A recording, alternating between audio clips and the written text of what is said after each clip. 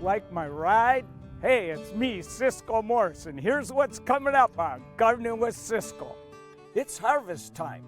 We'll show you ways to harvest some veggies that will make them grow more food for later. Find out how and why Hendrika Schraven built this stream and these beaches on the shores of Lake Washington. Peppers are in season. We'll show you how to handle these hotties and how to make your own pepper poppers. Our plant pick will turn your garden into a hummingbird haven. And we're visiting a children's play garden where every kid who wants to can play, thrive, and grow. All this coming up right now on Gardening with Ciscoe.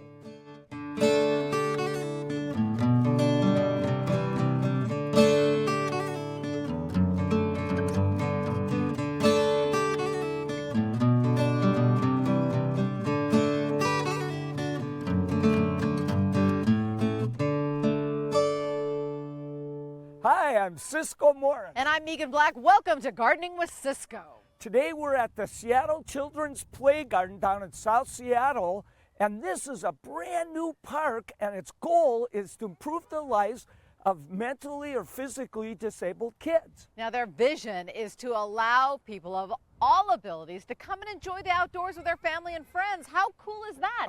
And one of the great features here is they have an accessible veggie garden, so the kids can play around in the veggie garden. Speaking of which, it's harvest time, and this guy here, Me? Yeah, you, he has some great tips on keeping those vegetables producing late into the season.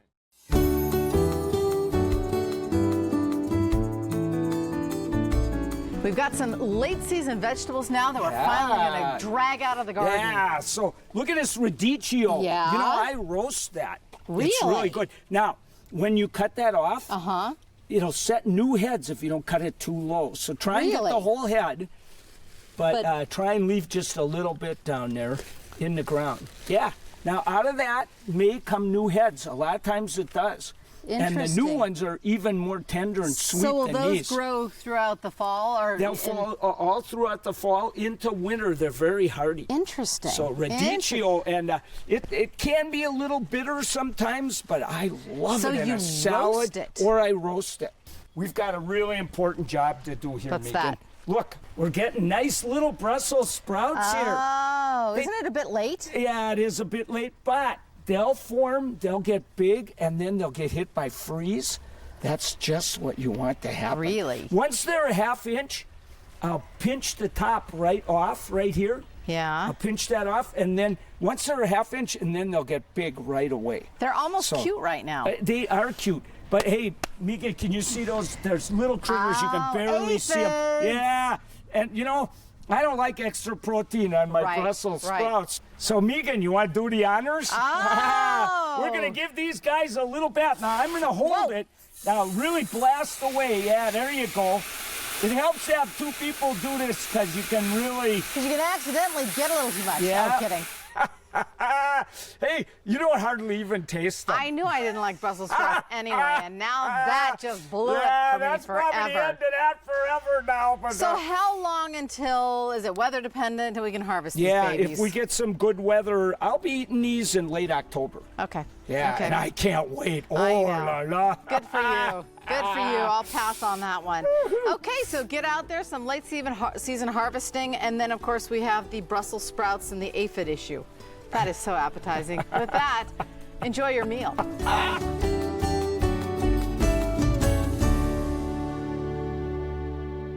Hey, don't be in a big hurry to harvest because a lot of veggies like carrots and Brussels sprouts, oh la la, get a lot better if they're hit by the cold. You mean I've already blown it for my Brussels sprouts? Darn it!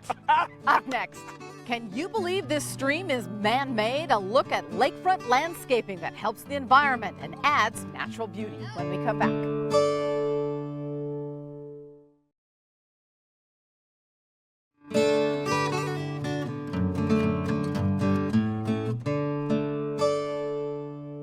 Welcome back to Gardening with Ciscoe from the Seattle Children's Play Garden. Now, in our next segment, we're going to show you a landscape. There's no way you're going to believe it's man-made. It's a runoff gully on Mercer Island that now looks like a beautiful mountain stream. Now, this transformation isn't just for looks. It also keeps Lake Washington clean and healthy. Can you believe this stream is man-made? It winds through 3 Mercer Island properties and drains runoff from one of the busiest freeways in Seattle. And it was just a drainage ditch before Hendrikus Schraven saw its potential as a pollution filter and an urban oasis. But the basic thing was, because it's a runoff of parking lots, of freeway, of people's driveways, it can become pretty messy. And our main emphasis here was, how do we keep all the chemicals out? How do we keep the debris out? So this will actually be a living creek. Building a creek isn't something that comes with an instruction manual. So for me, it's more like an intuitional kind of thing. You know, it's like I start off and everything helps me out. The rocks I have help me out. I see a rock and go, oh, that would make an awesome curve here. This would make an awesome jetty back into the creek. And it kind of becomes shaped as I go. It's by far one of the coolest creeks I ever got to build. It is like so cool. And of course, Hendrikus couldn't resist a couple of stone bridges. One is a massive boulder. It's about 9 tons. That bridge rock, about 9 tons. So, you know, with the equipment here, that was a challenge. The other is a work of art that arches over a creek and strong enough for vehicles. We gave it a round effect, and it was more like a little bit of a Hobbit look to it. So we really enjoyed this bridge. And of course, like with most things we do, or all things we do, is it's here to stay and for hundreds and hundreds of years to come. This creek was built 12 years ago, and it's still doing its job. That's one of my favorite places. It has a lot of different types of plant growth in it because of its having sun and shade and doing all these different types of things. It's slowing the water down. It's got a little trickle waterfall going on. And there's all these little nooks and crannies for fish to spawn and for animals to hide and for ducks to sit on rocks. So it's a really, really nice, special place. This flowing water supports all kinds of life. So there's a heron that kind of lives in this general area, and he comes fishing and eating here. So we have all this wildlife that comes in right away, and it's not being harmed by pesticides or any chemical fertilizers because everything stays intact. Last year we found 3 dead salmon in the front. That's a good sign, by the way, folks, because that means they were coming up the creek and spawning. That is important. We're here on Mercer Island. We created this wildlife habitat, and the salmon actually came up the creek to spawn. An important part of the project was creating a cove for the creek to empty into. The rocks soften the wave action, preventing erosion. I'm extremely pleased. You know, everything stayed intact, the plants are healthy, the wildlife is still coming in and out. I couldn't have asked for anything better. This transformation is so complete, even the guy who designed it could forget the work involved and enjoy the results instead. Whenever you can come out and hang out on your own job site and take a breather, it's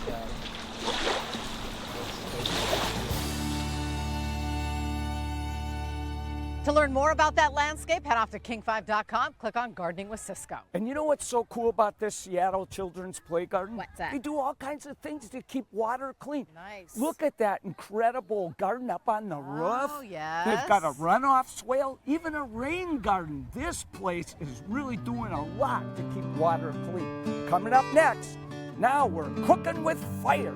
Hot chili peppers in the kitchen.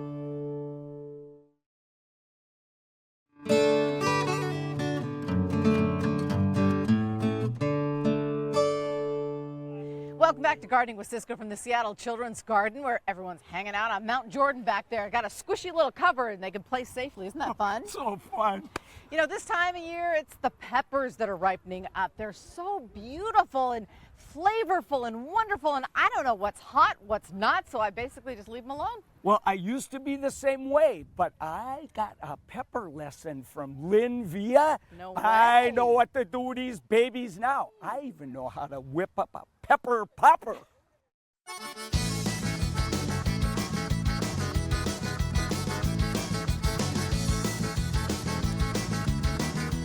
Okay, I'm seeing peppers here. I'm excited. Yeah, me too. You know, you and I both love that spicy stuff, right? do, yeah. And it is that time of year, peak of the season. Oh my God, well, you've been out in the fields. You know how gorgeous it is when all the peppers and the chiles are ripening. Turning colors. Yeah, Oh. exactly, gorgeous. So what we're gonna do today, like seriously, could not be any simpler. We're gonna make some homemade jalapeno poppers.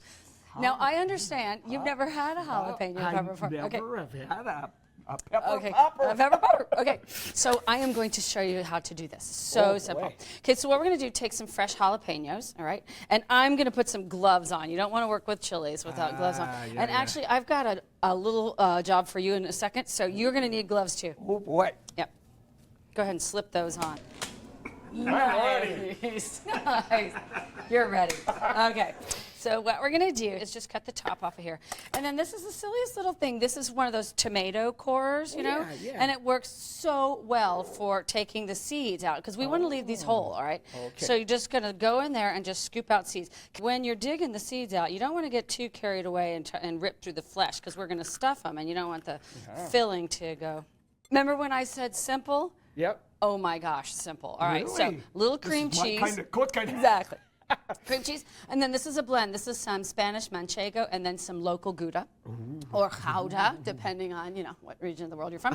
So just go ahead, toss those together. So this is the reason I gave you the gloves because this is the fun This part. could be a little messy. You're couldn't just it? going to smush Oh, that you up. Just smush it? Smush. Oh, this is fun. I knew you'd enjoy that. Oh, that's quite a sensation. So we're going to put this into a pastry bag. So you wanted to get it pretty smooth. Okay, that looks beautiful. Okay, it's smushed. Well done. All right, here. Thanks. Give me your hands. Oh, thank you, man. Oh, man. Okay, now you can take those off. Okay. And Oh, I will do. And I will How do get I rid of do this. that? Or just leave them on. I mean, you know, it's up to you. I'll get them off. This is my little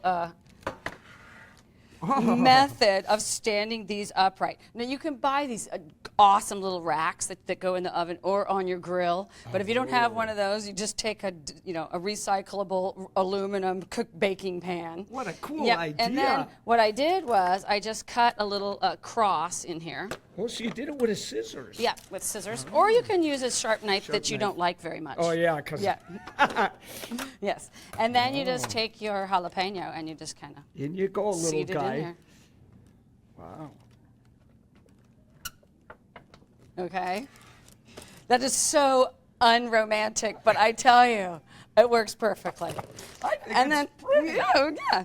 Well, you know, and actually, you could do this. What I have done with this before is just put this on top of an old cake pan, and then or sheet pan, and then you can put it right on your barbecue grill too, and then just yeah, close the so grill. you could do this right Yeah, on you the could barbecue. definitely do it. Oh, also. yeah, yeah. So then I'm just gonna put the tip in there, and then just fill those up with a little bit of cheese. You want to try? Yeah. I think this would be fun for you. boy. Okay, Yeah, so this just is kind of my hold it kinda at the job. top. Yep, give it a You little gotta twist. like toothpaste, squeeze from the Put top. the tip down in there. Oh, Yeah, oh, that's okay. Do okay. another one.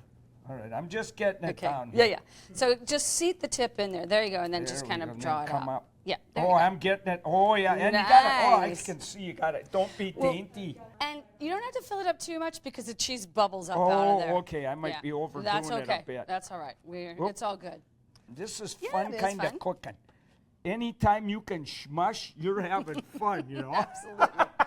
Okay. Oh, That boy. looks fabulous. Now we could just throw look at those in the that. oven. So Oh, cool. take these off and let's toss those in.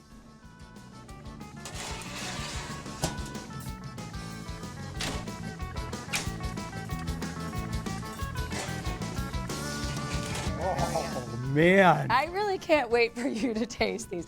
Wow, Yes, I'll stop I've never talking. had a pepper popper in my life. This is know. very exciting. Yeah. So just fresh and bright. La la la. This is one perky pepper that popper right fun? there. Oh my gosh, is that good? Okay, I Hey, can't you know what? stand it. Brussels sprouts stand aside. This is my new favorite food. Oh, is this good? So the main thing you got to remember about those hot peppers is Yeah. if you're handling them with your hands, don't go rubbing your eyes or, touching your lips. Because I'll tell you what, if you lick your fingers, you're going to be yelling out, "Wah!" That would be one hot smacker, wouldn't it? Well, the hottest part of the pepper is that little part around the seeds. So you want to flake those off and then you'll reduce the temperature. Not bad. Of course, for the recipe, you'll find it on our website. That Lynn, she's so awesome. Oh, she is. Still to come. Our plant pick and more from Seattle Children's Play Garden.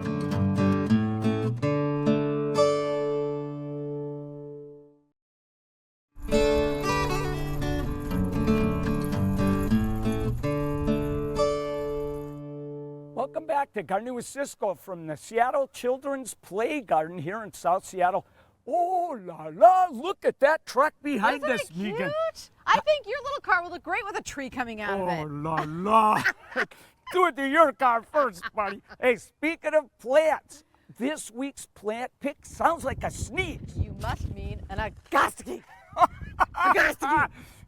Bless you. Thank you. Listen, it has a funny name, but this plant blooms all summer long, and it's a magnet for hummingbirds. Agastache. You say apricot, I say apricot. Regardless, this Agastache is great. And not only that, And it just has an amazing scent. You can make great tea out of this plant right here. Another bonus to have it. You know, Agastaches, you see them in different colors, shapes, and sizes, but every once in a while there's one that just grabs your attention, and this one just jumped at me. Apricot Sprite. I love this plant with a wild passion, but there's one thing that loves it even more. Hummingbirds just are crazy for this plant. I thought you were going to say slugs or earwigs or something like that. Okay. There's no pest in this plant but one. Winter. A cold winter, you might never see it again, but they sometimes come up from seed. Seeds, okay. Because I know I have lost one before, but I didn't quite, I just thought it was me. Yeah, anyway. last winter would have done this, baby. But it'll bloom for a long, long time. Keep the hummingbirds here until other plants I bloom. love it. I'll let you pop Great. it out. I also love the delicate flower and the fine Me foliage. too, and it's just so loaded with blooms. Now, here. the one thing about those Agastaches is they do get a little unruly, Yeah, and they they do. can get big. They can't. So hopefully he'll be contained by everything. Yeah, and back you know, here. you could prune them anytime you want Right, to, you know, right. so. Oh, and just like that, now I forgot to ask, it's a little late, fertilizer or no? You know, I rarely ever fertilize those. Okay. You know, and if you fertilize it now, you know, late in the season, it might you're force right. it into new You're growth, right. make it more, you know, vulnerable to the winter time. And So in the wintertime, is there something I can do to protect it if we do start to get some cold? it's an evergreen plant. It doesn't die back. So what you could do is you could cover it with something, you know, put Okay. some stakes around it because you know the snow Right. flattens a Right. plant like a pancake, and then just put an old sheet or a mattress cover over it or burlap, anything. Whenever you're walking with company, push them by to the it. side, Make them brush it, because, I have a feeling I'll be fighting it coming over the walkway anyway, which so will be that's okay. nice. Oh, so boy. Agastache apricot spice. Apricot spice. Apricot spice. And you know what? They have them in pinks and they have them in different That's right. colors as well. A lot so of colors. great evergreen addition. And I like the Anna's hummingbird. Oh, yeah, the hummingbirds will thank you for this plant.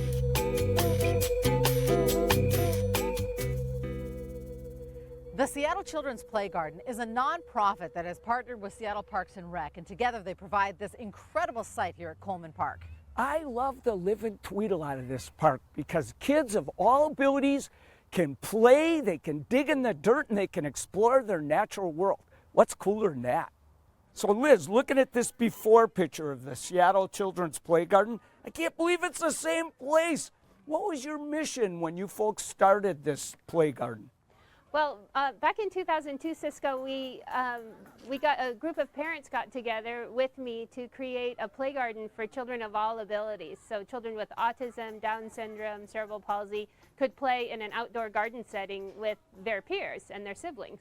The garden has just been a huge success in that the kids are now harvesting, growing and harvesting and cooking vegetables up in the kitchen and eating their Brussels sprouts and their chard and really enjoying the garden a lot.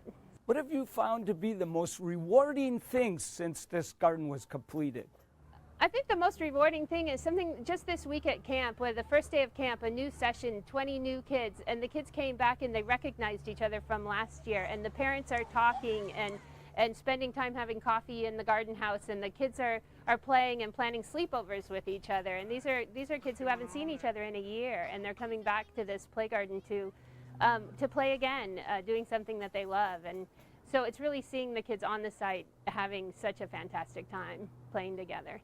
So if you like what you saw and you want to come help support these guys, the Seattle Children's Play Garden's biggest fundraiser is coming up on October 12th. It's a luncheon, and I'm sure they would love to have you. For more information, head off to king5.com. The necessary link is there. You know what else is cool about this park?